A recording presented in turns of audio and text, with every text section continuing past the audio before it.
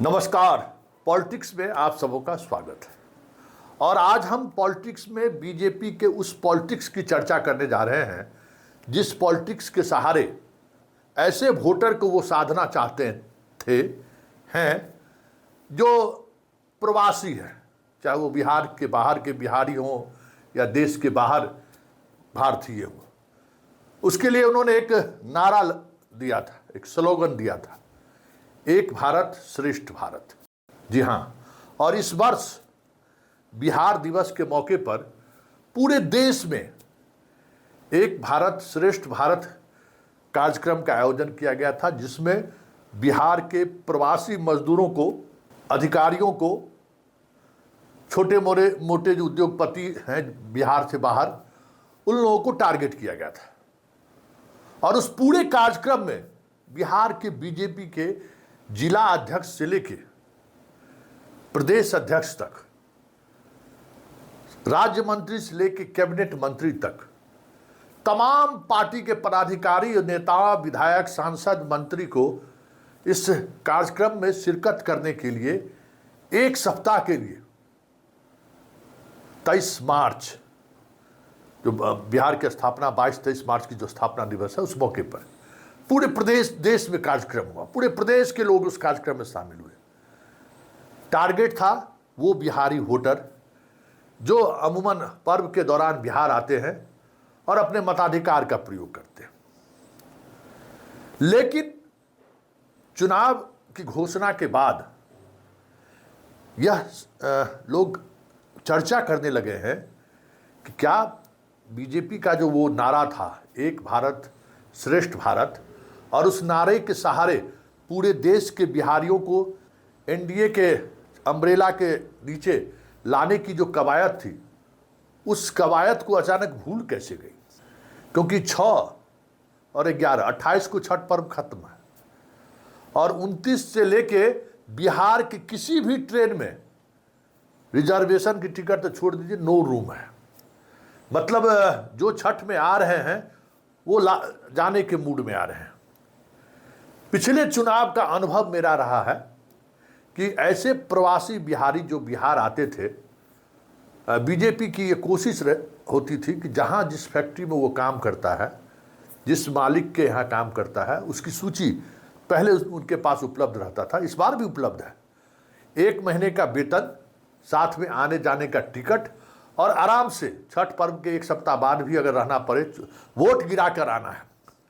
लेकिन इस बार वो दिलचस्पी नहीं है, ना उसको लेकर कोई प्रयास हो रहा है।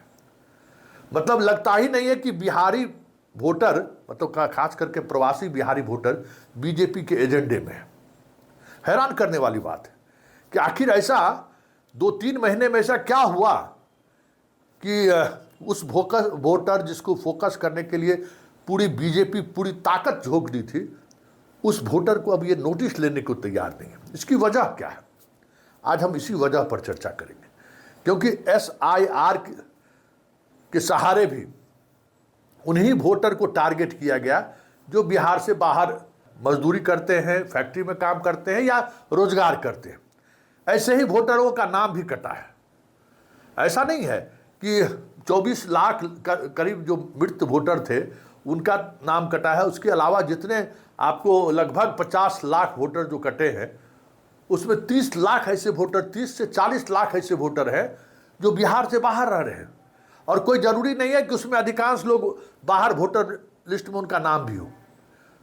तो एक SIR ऐसा था जिसमें कहीं ना कहीं इस वोटर को टारगेट किया गया, जिसके लिए चंद महीने पहले ही, मार्च में ही, भारत एक श्रेष्ठ भारत अभियान के तहत उनको बुलावा के लिए यहाँ के तमाम नेताओं को भेजा गया। तो वहाँ के मुख्यमंत्री, जिस प्रदेश में कार्यक्रम हुआ, वहाँ के मुख्यमंत्री तक शिरकत किए थे।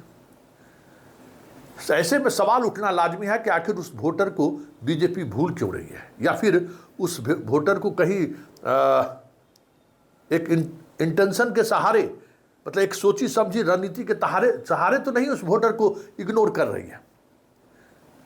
जी हाँ, बिहार को जानने वाले, बिहार को समझने वाले, बिहार की राजनीति पर नज़र रखने वाले लोगों का यही मानना है कि जब से ये प्रवासी बिहारियों का स्लोगन कि भाई बिहारी का पलायन क्यों हो रहा है।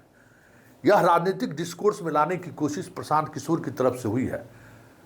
कहीं न कहीं बीजेपी को बेचैनी बढ़ गई है और बीजेपी एक रणनीति के तहत इस सोच पर आकर अपने आप को केंद्रित कर रखा है कि नहीं, ये रिस्क नहीं लेना है, क्योंकि जिन प्रदेशों से ये बिहारी मजदूर आ रहे हैं उन प्रदेशों में भी अब बीजेपी का गवर्नेंस उस तरीके का नहीं रहा है और ना ही मोदी को लेकर वो आकर्षण रहा है।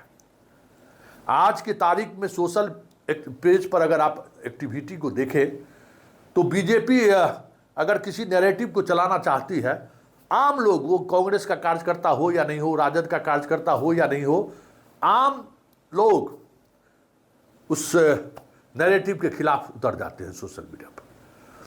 अब तो राजद की 2 नेत्री उनको स्टूडियो में भी चैलेंज देने लगा है। अब बीजेपी के बड़े बड़े प्रवक्ता घबराने लगे हैं उसके साथ डिबेट करने पर, शर्त रखने लगे हैं कि वो दोनों प्रवक्ता रहेंगे तो हम नहीं आएंगे। तो इसका मतलब क्या है कि अब दोनों तरफ से जो पहले एक तरफा अटैक होता था, अब उसको लेकर चीजें बदली हैं। अब दोनों तरफ से अटैक हो रहा है और उस अटैक में बीजेपी असहज हो जा रही है और यही असहजता एक वजह है कि जो बिहार के बाहर काम करने वाले लोग हैं वो इस बार पर्व में बिहार आ रहे हैं, तो वो इस तरीके से देखिए, इलेक्शन भी कब 28 को छठ खत्म हो रहा है, पहला फेज 6 को और दूसरा फेज 11 को है। और 11 को जिस फेज में जहाँ जहाँ इलेक्शन है सबसे ज़्यादा मजदूरों का पलायन का इलाका वही है, उस पर गौर करिएगा तो मधुबनी सबसे ज़्यादा पलायन का इलाका है। सुपौल का वो जो इलाका है उस इलाके में सबसे ज़्यादा पलायन का इलाका है। जो अररिया किशनगंज का इलाका है, कटिहार का इलाका, ये सब इलाका सबसे ज़्यादा पलायन करने वाला इलाका। तो उस इलाके को सेकंड फेज में तो और वक्त बढ़ गया। तो वहाँ मधुबनी में आप समझ सकते हैं कि मधुबनी जहाँ सबसे ज़्यादा पलायन करते हैं मजदूर, वहाँ 11 को चुनाव है। मतलब इस बार फोकस अच्छा है। ये पलायन करने वाले कौन हैं? या तो ब्राह्मण हैं या नहीं तो अति पिछड़ा है। मधुबनी जैसे इलाकों में, सुपौल उपौल के इलाके में अधिकांश अति पिछड़ा है, जो जदयू का कोर वोटर है, जिसके सहारे बीजेपी चुनाव जीतती रही है। तो वो वोटर फोकस में नहीं है। मतलब कहीं न कहीं प्रशांत किशोर का जो वो एक कैंपेन रहा है 1 वर्षों तक कि आपका बेटा, आपका हस्बैंड, आपका पिता बिहार से बाहर जाने को क्यों मजबूर है, गांव-गांव तक उन्होंने इस मुद्दे को उठाया है और ये मुद्दा कहीं न कहीं आम गरीब को भी छुआ है। ऐसी पत्नी जिसका पति इसी तरीके के पर्व के मौके पर आती है, 5-6 दिनों तक साथ रहते हैं, फिर वापस चल जाती है। ऐसा बच्चा जो पिता को वर्ष में इसी दौरान 2, 4, 5, 10 दिन वो देखता है, पापा के साथ मेला घूमने जाता है, बाबा के साथ मेला घूमने जाता है, फिर मेला चलता ही रहता है कि ये लोग छोड़कर चले जाते हैं। तो वो जो पलायन की जो व्यथा है ना, दर्द है, हमें लगता है कि इस प्रदेश की महिलाओं से बेहतर कौन जान सकती है। ऐसे में उस पलायन को इशू न बन जाए, उस पलायन की वजह से प्रशांत किशोर ने जो एक माहौल बनाने की कोशिश की है वो कहीं जैन जी की तरह प्रभावी ना हो जाए, कहीं ये वजह तो नहीं है बीजेपी इस मतदाताओं से मुख मोड़ लिया है। बड़ा सवाल है।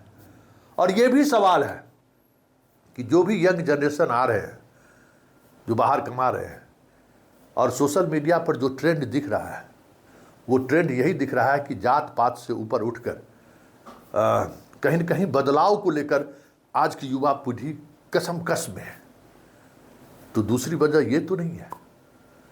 और यही वजह है कि गांव में हर महिलाओं को के घर में जो 10,000 रुपया भेजा गया है ताकि प्रदेश से आने वाला प्रदेश से वापस आने वाला बेटा जो पर्व के दौरान ही माँ और पत्नी के साथ चंद दिनों के लिए साथ उसका रहेगा, उसको वो दबाव न बनाए, और दबाव बनाए तो 10,000 उसको काउंटर करे।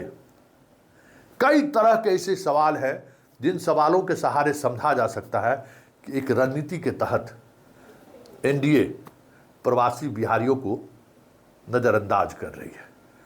अब इसका असर सोच सकते हैं, बीजेपी को इसका लाभ मिलेगा ही मिलेगा, जदयू को इसका लाभ मिलेगा ही मिलेगा, क्योंकि आप भले ही पलायन के लिए आप लालू राबड़ी की सरकार को जिम्मेवार ठहरा रहे थे, लेकिन अब तो 20 वर्षों से आपकी सरकार है।